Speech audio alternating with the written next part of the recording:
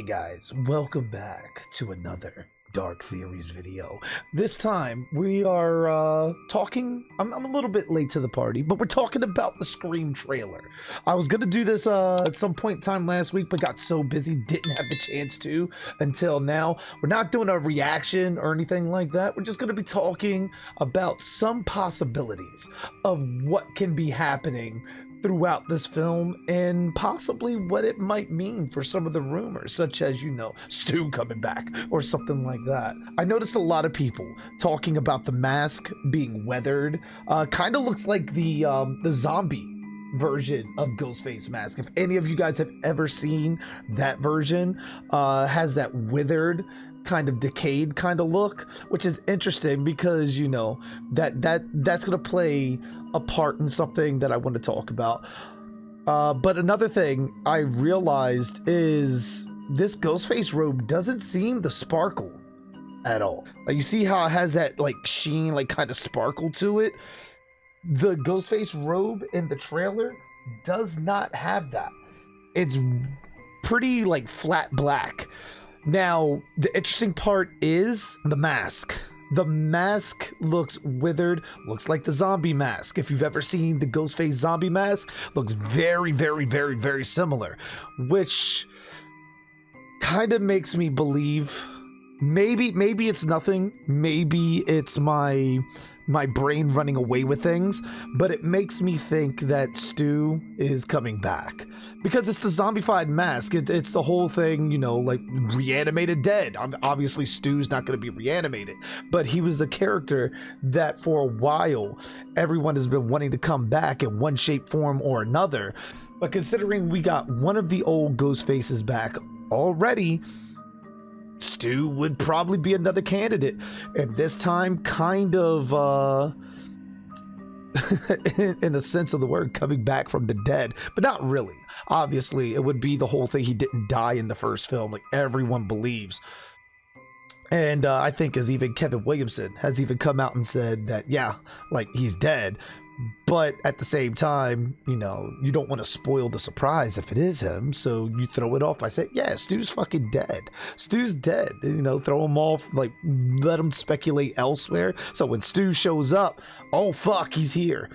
But it kind of looked like the mask is symbolic, and the fact that they're going after Billy's daughter kind of indicates to me that this Ghostface has at the very least, if it's not Stu, has some connection to Stu. I think Stu's alive.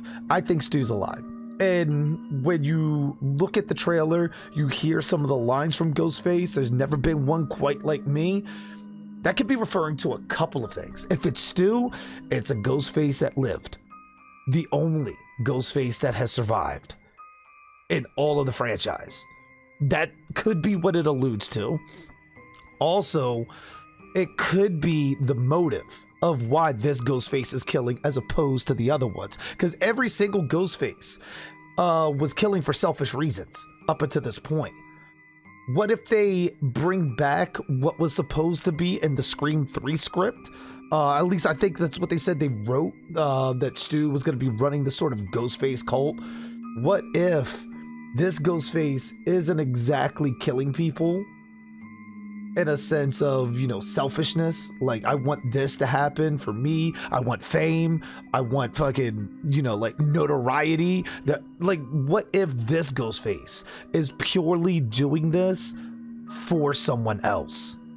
What if this Ghostface is doing it for Stu because they believe in Stu in almost a Charles Manson-esque kind of way? And it kind of, you know, it kind of touches on, if you guys saw my my Scream story, what if they take something from that concept and they have Stu survives the first film and pretty much goes under a name change, everything, because I mean there's no way Stu Macher is living a normal life after that. What does Sydney ask Stu, like, what his motive is? And it's like peer pressure. let's take that. Let's take that little nugget of information.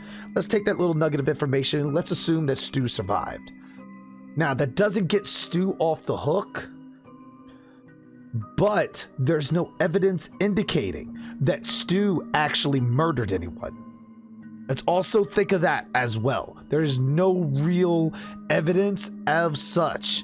The only time that we can really 100% without a doubt say that Stu did anything under the ghost mask is when he went after Billy. And pretty much Billy faked getting stabbed. There's that. Now, you could probably argue that, well, no, Sydney was with Billy at this point, and Stu probably did this, and you know that you could argue that. You could argue a bunch of different things. But in this, you know, what we know to be 100% fact, the only time we've seen a Ghostface and Billy in the same area where it has to be Stu is during that scene when Billy's faking getting stabbed. So what if Billy gets killed, Stu gets the TV dropped on his head, but Stu goes to trial? Now, obviously, we don't know anything about this. It's never mentioned in any of the other Scream films. What if Stu goes to court? Stu is found guilty, but not guilty of the murders, guilty of being an accessory. Now, Stu, I think at that point was a minor. I think so. Like, he was a minor under peer pressure from Billy, who was a psychotic murderer. Probably goes away. Maybe undergoes a name change. Maybe at some point in time between the end of Scream 1 and beginning of Scream 2, maybe fakes his death. Maybe you could have that.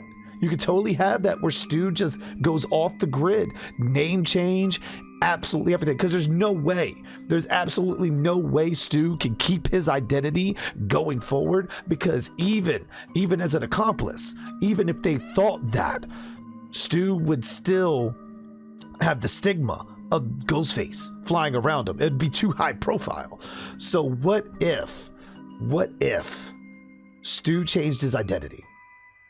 And after all of these years, sees all the notoriety that Sydney has gotten.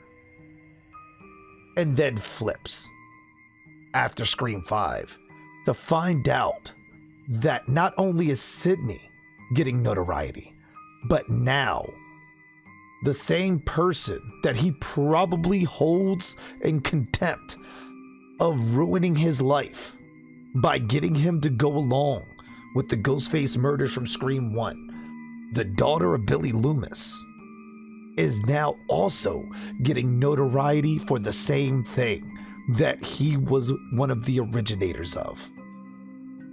Now,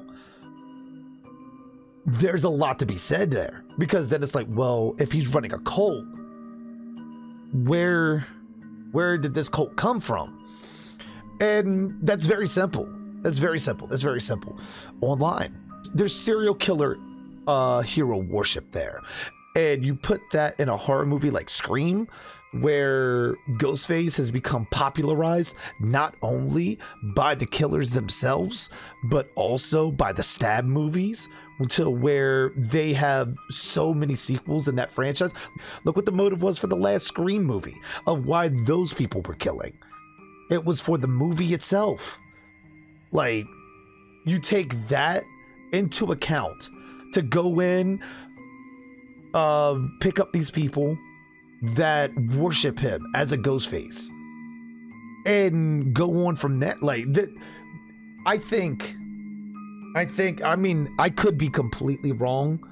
I could be totally completely wrong, but I think everything from the withered mask to the lines that are giving in the trailer, the Ghostface shrine, as even coined by Gale in the trailer, it's a Ghostface shrine, so it's not exactly like it's a set or anything like that, or at least it's not supposed to be. It wouldn't be in my mind with her saying that. Like, this is obviously some people that worship Ghostface, and I think with all of those robes, I think this is going to be a Ghostface cult kind of story here. And I think it's all leading back to Stu. Now, will Stu be revealed in this movie? If he is, I think maybe at the very end, but also Scream is known as a whodunit kind of movie. So I think the way I think this movie's going to go is ultimately this movie is going to play out very much the way you see in the trailer. You're going to have a Ghostface that is going to be hunting all of these characters. I think Gale likely may die in this movie. And I think ultimately the reveal of Ghostface, if they do reveal them, is only going to be a nugget of what's to come in the next film. And I think the next film may be either the last or it's going to bookend Sidney Prescott's story completely. Absolutely completely. And it will close the book on Billy Loomis, Stu Macher, and Sidney Prescott, the people that essentially started it all. I think that. Now, what will happen after that? I don't know. But I think ultimately that's where we're leading. But I don't know. Maybe I'm thinking too far into it. Maybe from the image of the mask. Maybe I'm looking too deeply into what's being said on the trailer, what we've seen in the trailer. I don't know. Let me know your thoughts down below. Also, make sure to hit that subscribe button. Hit it. And like, share, and comment, as well as hitting that notification bell to be alerted whenever a new Dark Theories video comes out. As always, I am JG Dark, and thanks for watching. You guys have a good one.